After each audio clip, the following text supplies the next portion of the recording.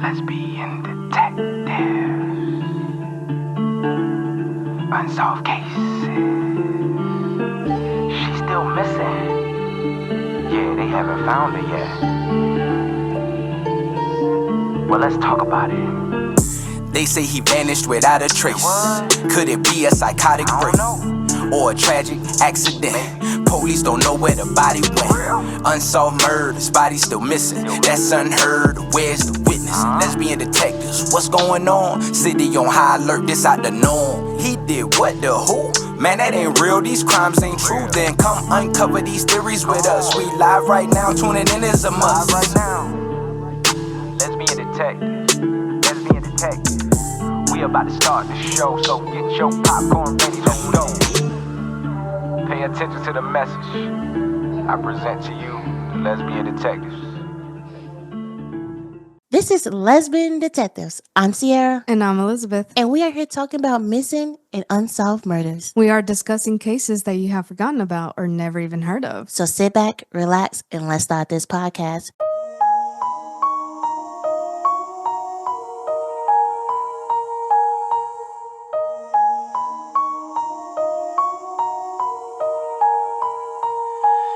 So, guys, I have been telling you about a surprise guest we will have on the show, and today they are here.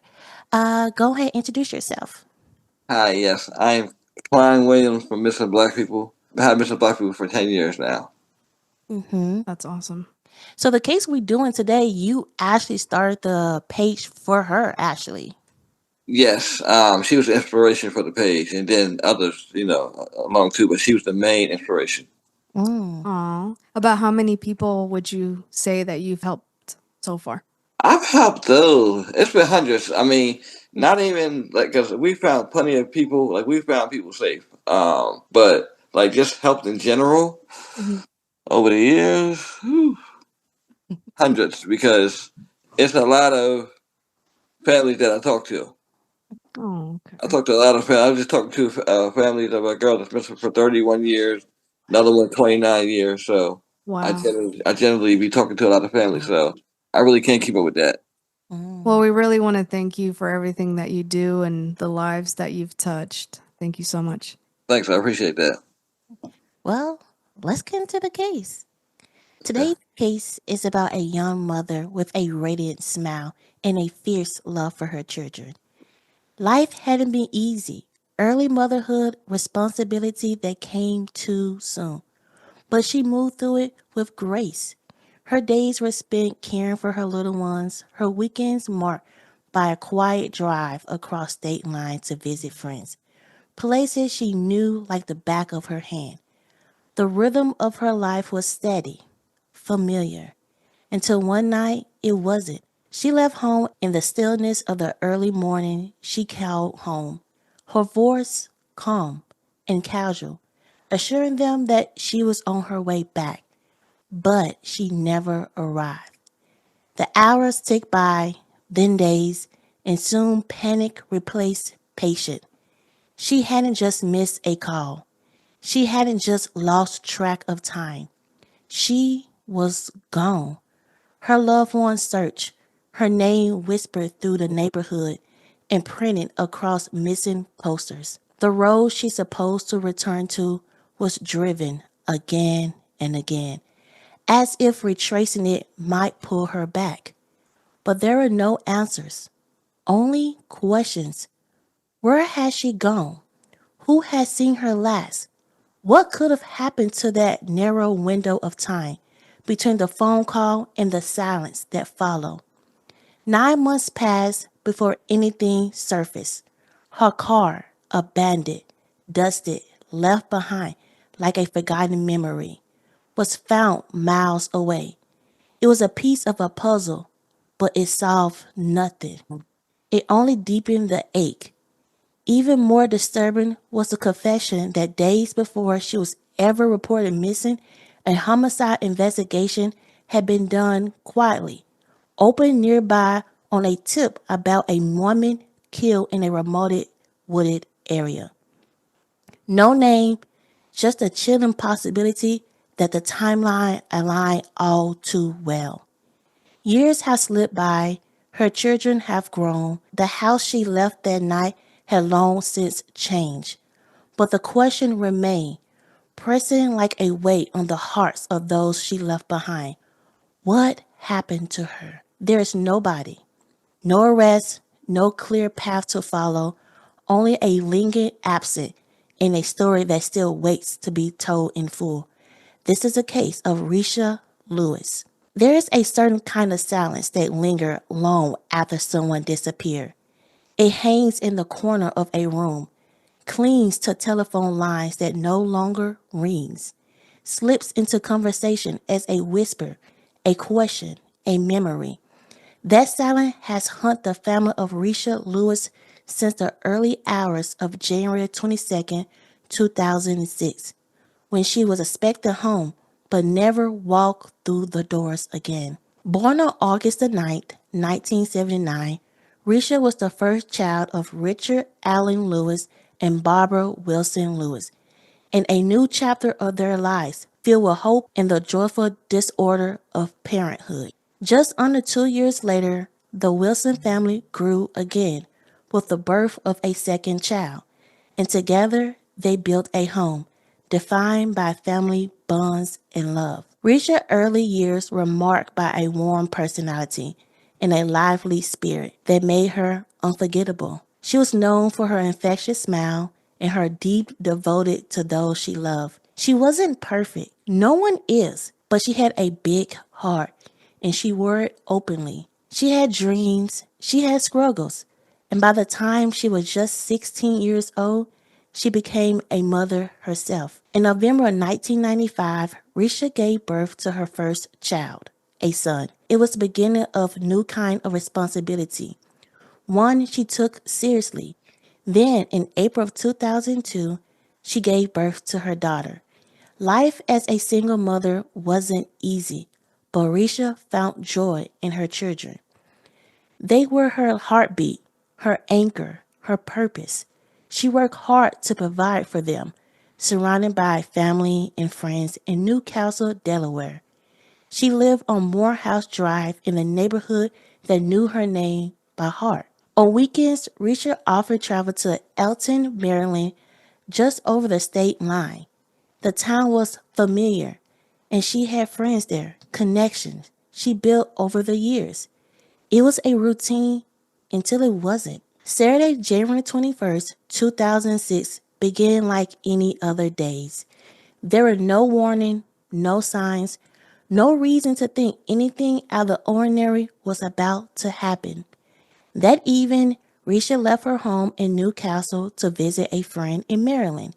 She told her family she wouldn't be long, just a visit. She promised to be back. At 1:30 a.m. early Sunday morning, she made a phone call home. She was on her way back, she said. Her voice was calm, normal. There was nothing in her tone to suggest danger, no fear. It was just Risha letting her loved one know she'll be home soon. But Risha never came home. And that was the last time anyone ever heard from her. When the sun rose on January 22nd and Risha still hadn't returned, concern quickly gave way to alarm. This wasn't like her. She would never abandon her children, never vanish without a word. Family members making phone calls, retracing her step, trying to contact anyone who might seen her that night. The police was contacted, flyers were made, her photo, a young woman with warm eyes and a quiet confidence, was circulated across communities in Delaware and Maryland. But there were no answers, no witnesses came forward. No one could say exactly where she had gone after leaving her friend's house, or if she had ever made it to that house. As days turned to weeks, theories came out, but evidence was painfully not there. Then suddenly, something surfaced. On October the 17th, 2006, nearly 9 months after Risha vanished, her car was found in Newark, Delaware, still bearing a Delaware license plates. The vehicle had been abandoned, left behind like a ghost of that fateful night. But the car offered few answers. There were no immediate signs of foul play inside. No blood, no obvious clues. It was as if the vehicle had simply parked and forgotten. Still, the fact that it had surfaced months later in a different city than where she had last known to be only deepened the mystery. And then another confession, even more chilling. 2 days before Risha was even reported missing, the Cecil County Sheriff Department in Maryland had quietly launched a homicide investigation. It was based on disturbing information. A woman had allegedly been killed in the Far Creek area of Elkton, the same town Risha was visiting that night. The connection was impossible to ignore, but nobody was ever found. No arrests were made. The case remained as foggy and elusive as the woods surrounding Far Creek. Was the tip about a murdered woman referring to Risha? If so, who knew about her death before her family even realized she was gone? Nearly 2 decades have passed, and the mystery of Risha Aleena Lewis remains unsolved. Her children, now adults, grew up without their mother. Her family continues to search, their hope dimmed but not extinguished. The time has dulled their pain. Her name still lingers in the air like a prayer, a plea, a question. Where is Risha? Was she the victim of foul play? Did someone close to her have something to hide? Or was she caught in something far more sinister? Something that reached across state lines and was buried deep in silence and shadows. The Newcastle County Police Department continues to investigate, with Detective Roberto Herrera Cortez still listed as the lead contact. But progress has been agonizing slowly. Leads grow cold. Witnesses forget. Evidence fades. And yet Risha's story is far from over. Someone out there knows what happened. Someone has the missing puzzle piece. Until the truth is uncovered, Risha Aleena Lewis remains not just a missing person, but a haunting mystery. A daughter, a mother, a woman whose voice was silenced on a night that should have ended like any other. Before we end this case, let's sit back and remember the young woman, Risha. There was something about her. Maybe it was the way she smiled, wide and unfiltered, as if joy came from someplace deep inside her. Maybe it was the way she walked into a room, unapologetic, warm, present. She wasn't the loudest person, but people noticed her. They always did. She grew up in a house filled with sounds of siblings, the voices of parents who tried their best, and the quiet pull of responsibility that came sooner than expected. She became a mother when she was barely more than a child herself, just a teenager trying to figure out life in a world that wasn't always kind. But she didn't run from it. She embraced it. Her children were her world, and she fought for them in ways only a young mother could, fiercely, clumsily, and with her whole heart. She wasn't perfect. Life was messy, but she showed up day after day, moment after moment. She made ends meet. She gave what she had, and when she didn't have enough, she gave even more. On weekends, she'd drive across the state line, just a short ride. Familiar roads, familiar faces. She had her people. She had her routines. Nothing about that Saturday night felt unusual. She left home with a promise to be back. She called later just to say she was on her way. Then, nothing. No footsteps on the porch, no door opening, no keys jingling in the lock, just silence. The kind of silence, it doesn't announce itself. It creeps in, slowly at first. A missed call, a late night that turns into a panicked morning, a feeling heavy and unshakable that something is wrong. Her family searched. Her name was whispered in prayers, cried into pillows, shouted through tears. Flyers went up, phone calls were made, strangers became allies. And still, she didn't come home. Months passed, seasons changed. Then one day, they found her car. Not her, just the car. Abandoned in another town, no notes, no clues, just an eerie shell of a night no one could understand. A piece of her world left behind like a question no one could answer. And before she was even reported missing, the whispers of something darker had already begun.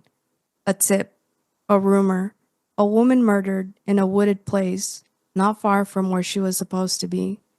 A name never spoken, but the timeline, so precise, so painfully aligned, made it hard not to wonder. Was it her? Was she scared? Was she alone?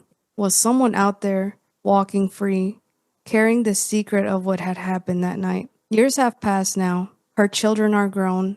The world has kept turning, but there is an emptiness where her laughter once lived. There's a hole in the story, in the family photos, in the lives she touched.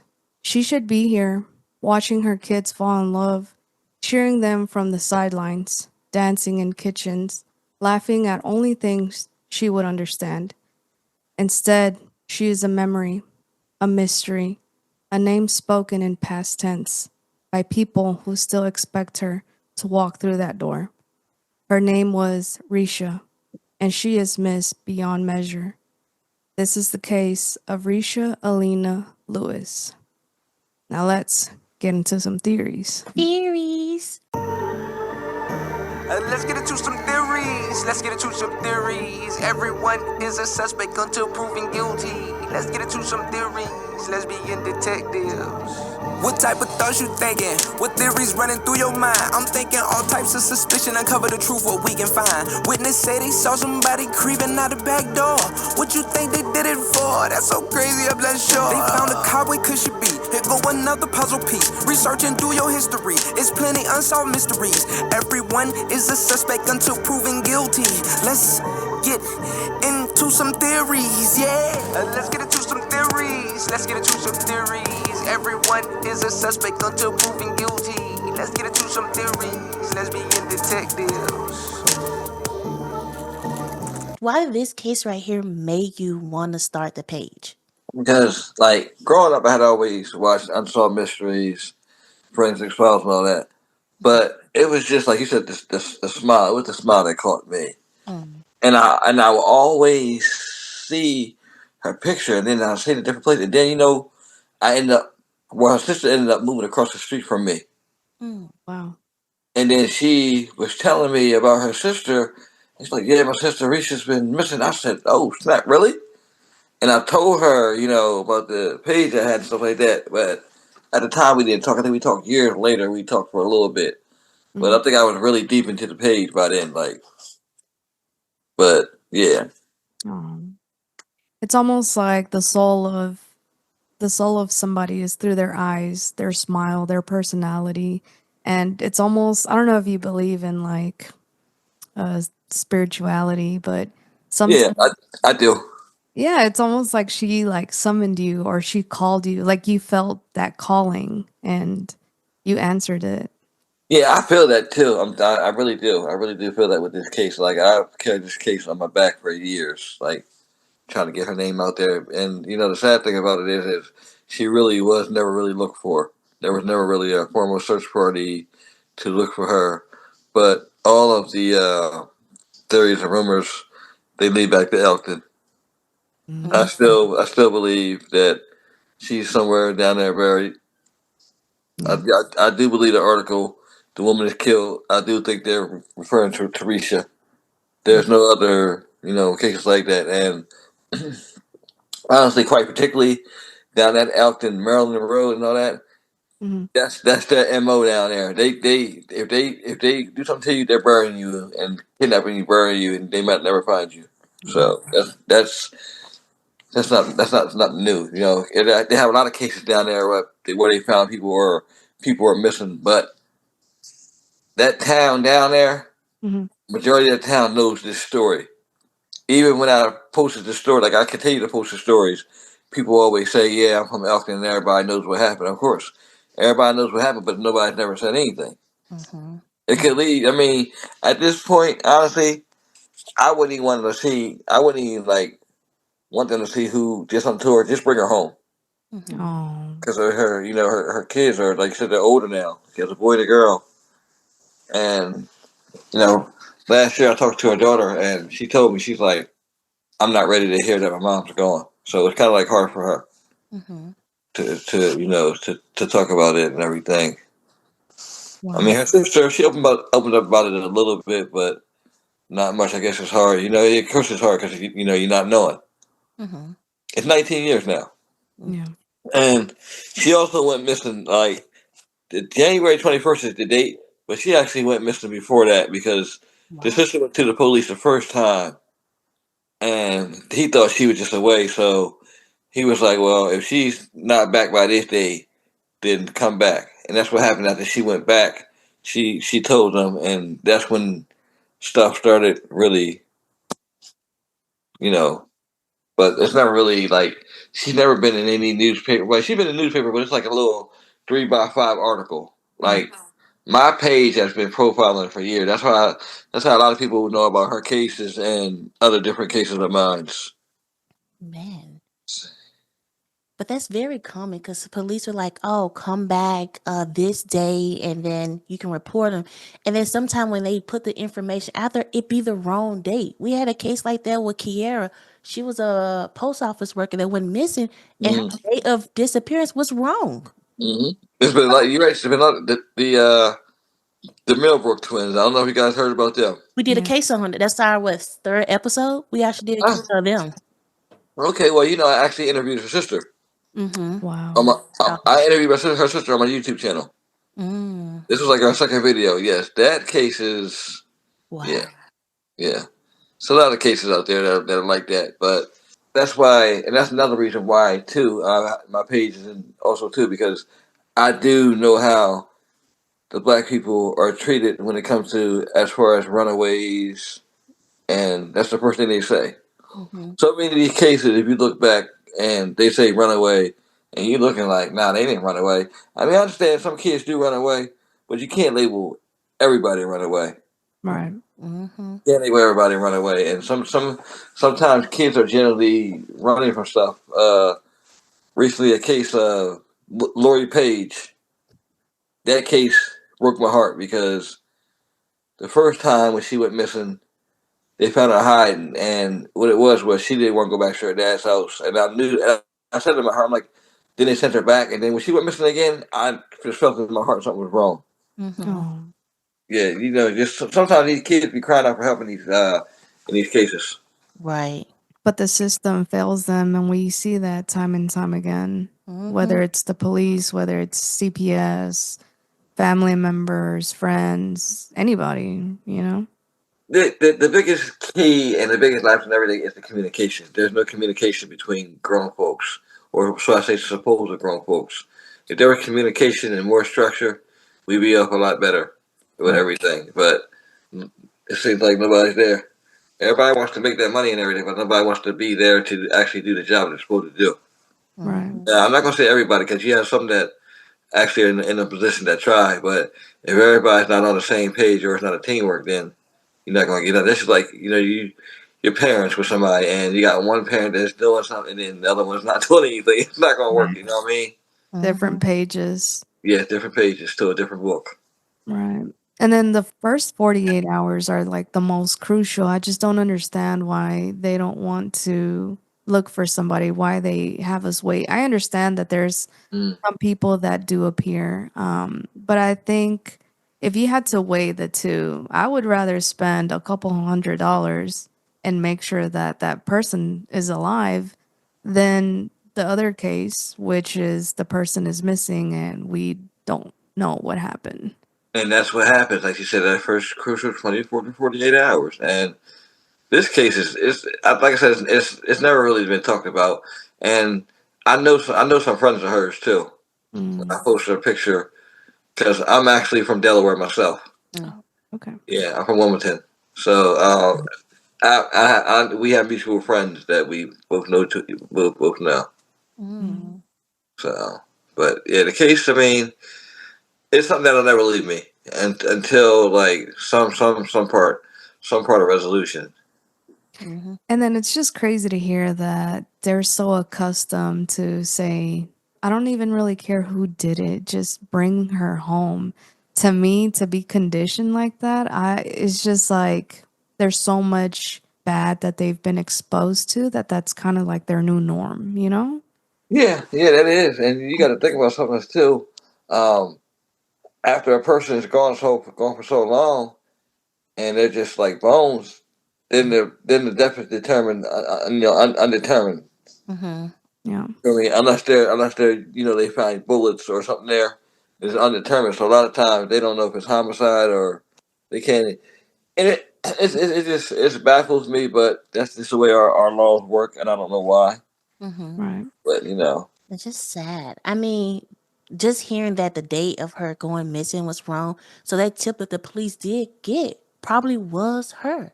Yeah. She probably was got unalive, and they probably did bury her in those woods. I wonder if, like, can we the police actually do their jobs now and go look over there to see if they can even find her? Right. that case is probably as cold as ever. And see, a lot of times when you try to get stuff on the news, Mm-hmm. they want the actual family members to come forward. Because I'm trying to get in the paper, get in the news, but a lot of times they want family. But I'm like, I'm an advocate. Like I've been advocating for her for years, trying to get her case looked at because I think that if they put the right people on this case, then it's solvable. Correct. Correct. But also too, the key in this case is going to be people close to her. Okay, Mm-hmm. Yeah. when I tell y'all this case runs deep, it runs deep. Okay. Some stuff we can't talk on the air. I'm gonna put it to you like that. Oh, Okay. okay. Yeah, it runs real deep and it's solvable. But when you have so-called friends in your life, and I mean so-called because if anything happens to my friend, and I know that I can somehow be instrumental in helping her case, I'm talking. Right. Especially if I claim she's my best friend. You get what I'm saying? Right. Right. Mm-hmm. You don't withhold information like that. I don't care how scared you are. If you say you're my friend and you're there for me, then you talk and you say things. So Right. until then, until then, this case is going to be like that. Right. We always say that on our cat stories. We're like, sometimes like family members or friends knows, and they just keep their mouth shut. And it's like, just speak up. If you really love that person was really important in your life, speak up. I understand that people do get scared, but if you can help save their next victim, I feel like it'll be worth it, you know?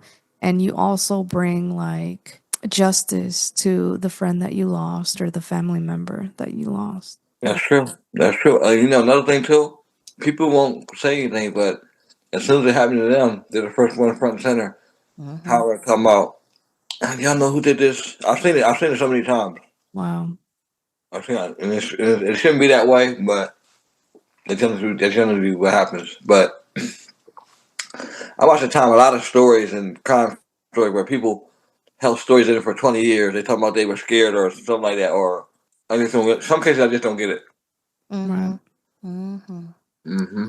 It's just sad that her still called friends know so much, but they're like, "Oh, I'm not going to say anything." But it's like, how can you like sit around and not do anything? And plus, her kids are won't answers. Well, also too, they might be spooked too Yeah. because some people down there. I'm telling you like this: you can't go through there by yourself. You're not walking through there. You're not walking through Far Creek. You hear me? Yeah. So You not. probably don't want to go down there either. That's No. one of the most roughest parts down there. Okay. Mm-hmm. I don't fool with that. I don't fool with that part down there. I'm up top. I don't go down southern. Wow. Because back in the days, it was how slavery was, and people was getting lynched and all that. Mm-hmm. All that happened down there years ago, and we had like a couple cases like that. So Oh. yeah, them southern states down Delaware, nope. Well, that's good to know. I would not go over Right. there. Take that off the list uh, of places I should my visit. wife's from Memphis, and I was low key a little scared. I ain't gonna lie, but Yeah, I wasn't I scared. think really, honestly, in each city and state, it's really where you go because like you say, different parts of cities are bad. Like different hoods are bad. So it's all in where you go because I know in our state, we have a lot of good neighborhoods too. Right. So it's just all about that. Right. Yeah. I was gonna mention earlier, I think part of the culture too affects the way that people respond to something. So I don't know about you guys, but kind of growing up, you're kind of told, oh, don't cry, don't show your emotions, mind your business, keep your hands to yourself type thing. A lot of things that you're just supposed to suppress. Mm-hmm. And so I think now people are realizing, no, we got to speak up because the next person might be going through what you're going through. And maybe just communicating, like you said, talking to each other, like you see that you have more in common and it's more beneficial to let this out than keep suppressing it. Because a lot of the times, like you get anxiety, you get all kinds of like health issues or mental issues, because you're trying to suppress something that you shouldn't in the long run. That's true. That's true. Yeah. That's so true. And I think, that's a good thing that we should put out there is, like even though you're scared or whatever, like talk, you don't have to tell everybody, but just tell the right person. And honestly, just keep like following up and try and do as much as you can for whatever you want to achieve. Close some of these cases. Close some of these closed cases. Cold cases. You know what I mean?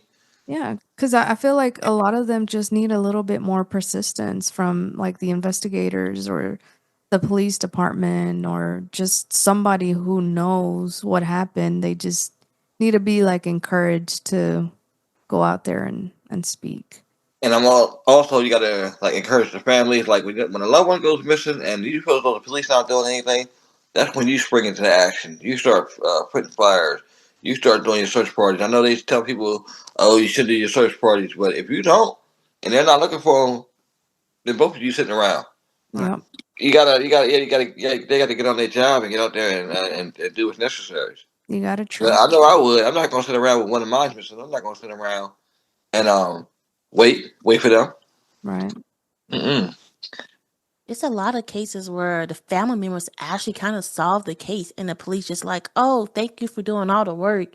We got it from here. It's like, no, they solved the case. They went out looking, they searched, they found the evidence. One case, I forgot the name of the lady, her friends went and searched for her and found her body. The police didn't look for her. They found her. And they still have not found out what happened to her that night. That's crazy. We had a mom down here in Delaware. Hmm. She solved her son's murder within 24 hours. I Wow. knew who did it. Yes, knew who did it and everything. Did you ever watch? There's a documentary, I believe it's called "The Girl on Fire" Who was that about? Into the fire thing. or "Into the Fire" or something like that. Is this Yes, it's I believe it's on Netflix, but basically it's a mom that gave up her child when she was young, so she never really even met her. And then a new family adopted her. And then it turns out, spoiler alert, that the dad was like beating her and abusing her, right? mm-hmm. And so he unalived her and he buried her in his backyard. And whenever they reached out to the mom, she was like trying to solve this. She had never met her daughter, mind you. She had never met her, but something kept calling to her. Like she got on Google Maps, you know how there's Google Earth. Mm-hmm. So she was like looking up the location. She was like just kind of, posting, making Facebook pages and everything. And something called her. There was a spot on Google Maps that called to her. And she was like, that's where my daughter is buried. I just know it. And nobody believed her. But you know how they have to go through all of these hoops to get into, the property and get the warrant and do what they have to do. It was so much, but she solved the murder and she She had did. And I'm gonna tell you why, because she's actually my Facebook friend, oh and that's how I learned that what you're talking about. Now that you're talking about, that's how I learned of that. She mhm. be writing stuff now, and they be mad because she be saying stuff, but I love it. I Yeah. love it because she's advocating for her daughter from the game. She really be talking her mess on there on the. She's really mad that wife didn't get charged. Yes. Mm-hmm. She's Yes. really mad about that, but she posted every day. I told her keep posting. I said, listen, keep this stuff coming. A voice voice your opinion. So Yep. yeah, I talked to her a couple of times within the comment section of her. Yeah, she's on fire right now. She's not playing. Yes. Same way she was in that documentary is how she is on her post. That lady means business, and I'm all for Yeah. it. I Mhm. love it. I loved it. It was a good documentary.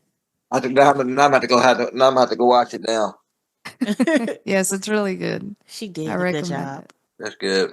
But I mean, if we had more people with her same determination, perseverance, and honestly, like she wasn't scared to get her hands dirty, you know? She Mhm. wasn't gonna be denied. That's another thing too. She was not gonna be denied. Yep. That was the number one thing, and I like that. And that you won't be denied. Nope. You gotta keep pushing. If everybody had a little bit of her mindset, we would go a long way. Mhm.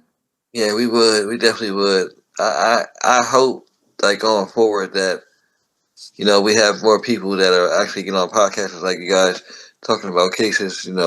Bringing awareness to them because I feel like now a lot of the podcasts and online, are actually helping these cases to get solved or get information.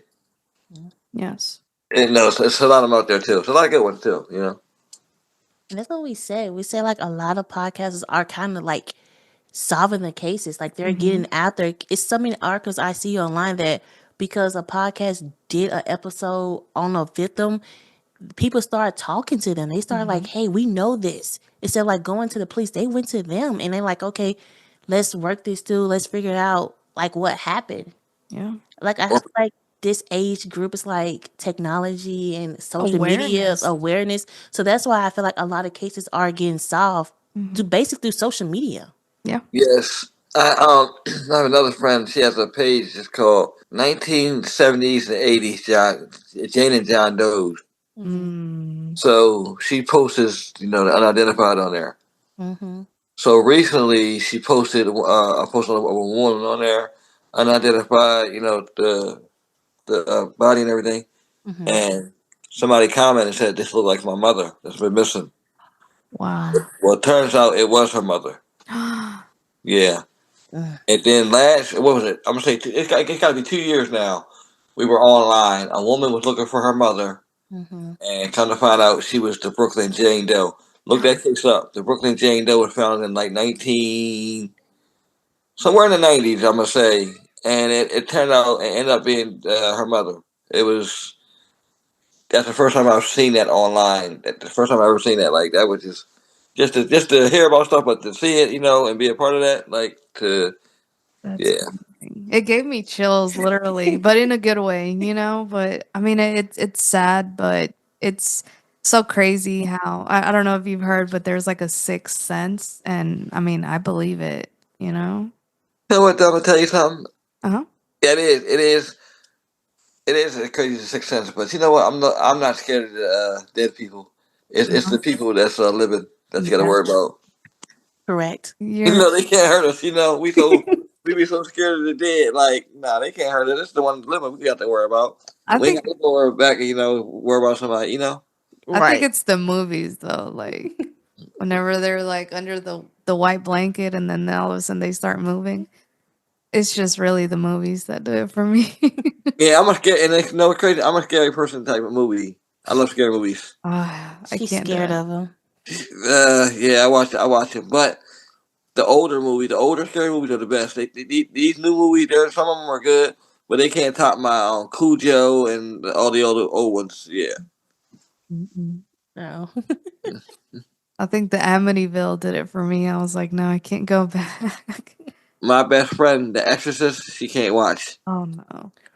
I watched it like a couple times. Oh no. I used to have sleep paralysis, and I think whenever that happened, there was one time that I saw like this. It's like a ghost, or it was like this really pale man in a dark suit. And ever since then, I can't do it. So, but thank God I don't have sleep paralysis anymore. But yeah, that's what did it for me, honestly. Mhm. Not me. But hopefully this case gets solved. Like we just need one person not to be scared and to speak up. Right. Because I feel like you said, people know what happened. People probably know where her body at, but they just too scared. Yeah. Yeah, like honestly, there'll never be any closure. Because I hear people say all the time they want family after closure. I always say answers because Mm-hmm. even if she's found, and when she's found, because I believe she's going to be found one day, Mm-hmm. then the other questions are going to the other questions are going to start getting asked. Well, what happened to her? Who killed her? Mm-hmm. It's a never-ending saga with missing cases. That's why people say they got closure. There's no closure because at the end of the day, after these people are found and identified, the family still have to grieve alone. Or after that, a murder case is opening up now. Mm-hmm. It's Yeah. like with the Gilgo Beach. They're not tying her to them yet, but the lady and her daughter that were identified yesterday, Mm-hmm. Peaches though, Mm-hmm. she was identified as I believe Tiffany Jackson and her daughter Tatiana Dykes. Um, it's just now it's a murder case. You get what I'm saying? Yeah. It Yeah. took them 31 years to identify her and the baby, Mm. and now there's a murder case. Mm-hmm. So this person, or whoever, if it is Rex, I'm not sure, then had a 31-year head start. Right. Wow. A full life, basically. Yeah. Well, like, yeah. But I like the fact that a lot of these cases and cold cases are getting solved. Mm-hmm. Yes. I love it when they when they run the show and they knock on a person's door and they wonder why they're there and they're like, oh, the look on their face, Yeah. that look is priceless. Seriously, because a lot of these cases they deserve, and a lot of these cases back then could have been solved if the detective or casework was proper. Mm-hmm. A lot of these cases, I wish I was doing this type of work back then. I'm telling you, I would have a lot of cases solved. I'm telling you, I'll be all over now. Mm-hmm. Agreed. Agreed. Yeah. Well, thank you so much for joining us on this podcast. I hope that this one right here get to the right people and hopefully her case is solved. Well, that's the show, guys. And I'm so glad that we had the opportunity to bring this case out there. We are on all social media podcasts, Apple, Spotify, everywhere. We are there. We also are on YouTube. So please comment, like, subscribe. Please join Lesbian Detective Podcast. And guys, don't forget, we are going live. We are talking about this episode and even more of our old episodes. We also talking about True Crime 1 Minute on our TikTok. So please go ahead and go to our TikTok, Lesbian Detective Podcast, and follow and join the live. I cannot wait to hear you guys' theories and what you think might have happened, or even a case you want us to talk about on our live. We are open to everything. We'll start going live every Friday talking to you guys about true crime. So, wife, got anything to say? It was amazing to have Kline join us on our podcast today. He had so much information. He helps a lot of people. Honestly, that I'm touched that he does what he does, and I would just like to thank him again for doing everything that he does. If we had more people like him, more cases would be solved. I believe would be solved. Yeah, I mean, listen to how many people he has helped and also helped solve their cases. Round of applause to him. Yes. Because sometimes family members don't know who to turn to or go to ask for help. And I'm glad that they went to him. Even if you guys are scared and you have somebody that's missing, go to him. Let him put your loved one case out there, or even come to us and we will give it our all to make sure that your loved one case gets out there. If you need a voice, please feel free to reach out either to Kline or to us, and we'll put the information that you need out there. This is Lesbian Detectives. I'm Sierra. And I'm Elizabeth. And always remember, everybody's a suspect Until proven innocent. Bye. Lesbian Detectives. Unsolved cases. She's still missing. Yeah, they haven't found her yet. Well, let's talk about it. They say he vanished without a trace. Could it be a psychotic break? or a tragic accident. Police don't know where the body went. Unsolved murders, bodies still missing. That's unheard. Where's the witness? Lesbian detectives, what's going on? City on high alert, this out the norm. He did what, the who? Man, that ain't real, these crimes ain't true. Then come uncover these theories with us. We live right now, tuning in is a must. Live right now. Lesbian Detectives. Lesbian Detectives. We about to start the show, so get your popcorn ready, let's go. Pay attention to the message I present to you, the Lesbian Detectives.